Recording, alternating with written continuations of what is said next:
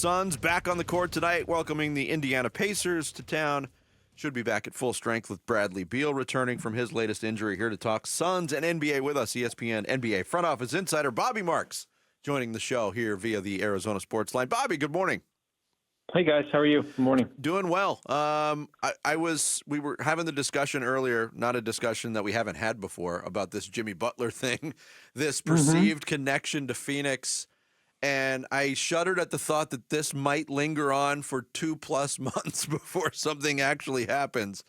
What level of impossible is a Jimmy Butler trade to Phoenix on your scale of realism, Bobby? If it's involving just the two teams, it's not happening. That's my level. I mean, I never want to put 100% no, just because of the world we live in. Yeah. But I don't see a world where it would make sense for the Miami Heat to take back the $110 million that's owed to Bradley Beal after this year. The no trade clause is not for me, it's not a factor in all this year. I just think from where Miami is, they would rather just extend Jimmy Butler at that number than take on Bradley Beal number. Certainly based off what we've seen the last, 2 years with Beal. So yeah, I just think for a 2-team deal, I don't see it happening at all. I think now if you try to rope in a third team or a fourth team, and now you're trying to get Beal to another team, that becomes a little more challenging. So it's just hard for me. I never say never, but it is hard for me seeing a path where, Butler can get to, where he can get to Phoenix, and Beal is on another team and another team comfortable taking it, even if there's a first-round pick involved. Yeah, along those lines, though, if a third team gets looped in or a fourth team, who are some of the candidates that would be willing to take on a Bradley Beal contract at $50+ million annually for 2 more years? Yeah, I mean, it's a team that's willing to get rid of stuff they don't want. It's a team that's willing to give up contracts they're looking to get rid of. I think certainly the hard part is that Phoenix only has that pick in 2031. They've got a couple seconds here to go out and move. He doesn't. I had someone throw out San Antonio. Would San Antonio make sense? Certainly, if you're not giving up any of your key guys and you have him for 2 years there, that's hard for me to. It's hard for me to see. Some of these, the rebuilding teams don't make sense. It's like, it goes back to Brooklyn has always been linked to Jimmy Butler as a free agent destination, and I don't see that happening based on the timeline in Brooklyn.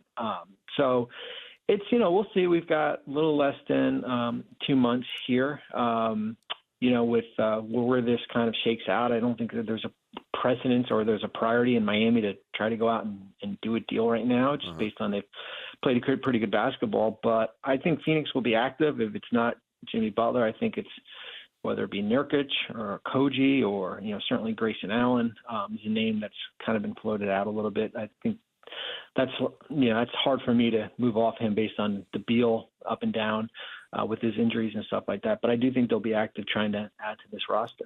Bobby, you mentioned you don't see the no trade clause being a factor, but you were talking about the Heat and the Suns doing just a 2-team deal. If there's a third or fourth team brought in and Beal is potentially sensitive, with the no trade clause, that's a different animal. Yeah, would it become a factor if it's let's just call it what it is, a team he doesn't want to go play for? Yeah, listen, we saw it yesterday, I think, in baseball, right? I mean, Nolan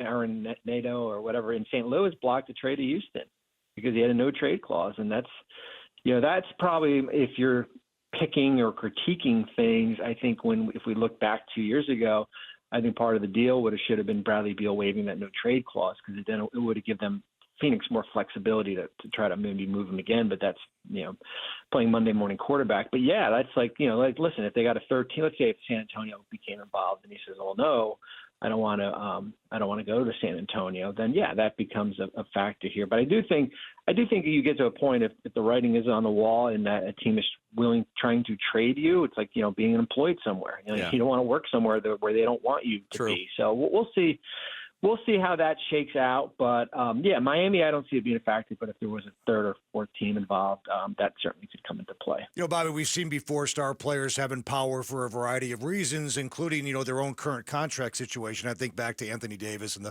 the Pelicans and the Lakers. Well, don't trade me there. I'm not going to re-sign a deal. Yeah. They can force what we were talking about. This is your expertise wheelhouse.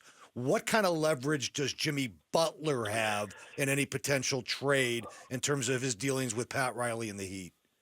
I think he has leverage if it becomes extremely difficult there. I think, and listen, you're dealing with Pat Riley, who's been around for a long time. That hasn't been the case. I think Miami knew.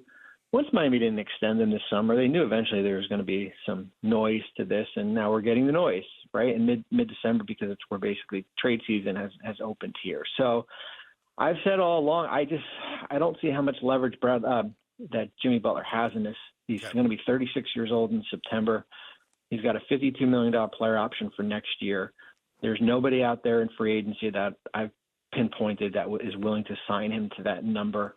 The rules of the CBA make it extremely difficult to trade for. Now, that doesn't mean if Phoenix traded for him that we're talking a year from now and Jimmy Butler's on a 3-year, $150 million contract. I think that's part of it as far as who trades for him, as far as will be willing to kind of extend him. But I just think, this isn't Jimmy Butler from 10 years ago here. He's still a really good player, but I think it becomes more difficult if Jimmy Butler becomes an issue in Miami. Bobby Marks, ESPN NBA front office insider, our guest here on the Arizona Sports Line. Earlier in the conversation, you mentioned some other potential trade candidates for the Suns, and it's the names that are out there: Yusuf Nurkic, Grayson Allen, Josh Okogie, who was basically signed in the offseason to the contract he was, so that the Suns could trade him. But, as somebody who was part of putting together NBA rosters, when you look at this Phoenix Suns roster, what stands out to you, regardless of who they trade? What ingredient do you think they're missing that could possibly put them over the top? I mean, listen, I don't know if there's an ingredient just to stay healthy, right? I picked this team to go to the finals before the season started. I think we've seen what they can do when Kevin is out there. And, man, I feel like I'm like the mush of everything. Whenever I talk negatively about a player, they actually do well. And I said it on Friday on TV. I said, "But listen, Devin Booker's got to play. Devin Booker's not playing like an All-NBA player. And if he's not, then this team is going to struggle." And Devin's played extremely well in his last 2 or 3 games here. Certainly it coincides with Kevin back on the court. I just think it's got to be consistency, and I think it's got to. I think they can compete with any team in the Western Conference if they're healthy. I really do. I think Tyus has played really well. I think getting some of getting Ryan back eventually. With he's been nicked up a little bit.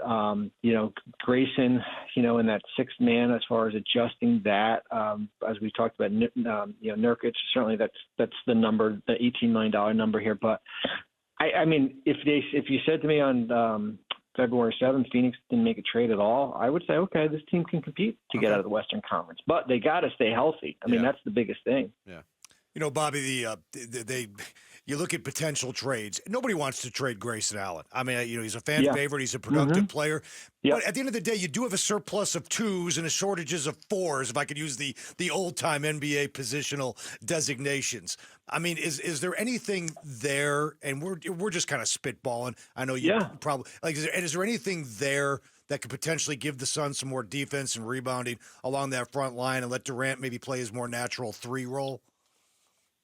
Well, I mean, I don't think there's anything there quite yet. I think, listen, he's got an extremely valuable contract. He extended towards the end of the regular season. Whoever trades for him knows that he is, you got him for another 3 years after that. Those are the sweet spot contracts, right? Guys that are at $15, $14 million here. I think what happens with Phoenix, and you guys know this, you basically kind of you're cropped into a different group because you can't take back more money. You can't aggregate Grayson and Nurkic for a $33 million player. Like, that is not allowed under these rules. So you're basically looking at anyone who's earning 15-6 or less, right? Or maybe there's 2 players at 7 and 8. Are you willing to give up your first round pick to attach from him? And that hasn't kind of materialized yet. And as I said earlier, like, from an insurance policy, it's a great insurance policy because of, you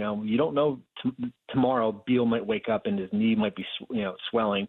So I think that's where I would kind of be more hesitant, but yeah, he would probably be the most valuable out of it, but there's nothing out there quite yet that would kind of make sense. Yeah. Bobby, thanks for the time and the insight. As always, we really appreciate it. Appreciate it, guys. Yeah, thanks, you. man. Bobby Marks, ESPN NBA front office insider, our guest on the Arizona Sports Line. Thanks for watching Bickley and Marotta. Click to see the latest Bickley Blast and hit the button in the middle to subscribe to Arizona Sports.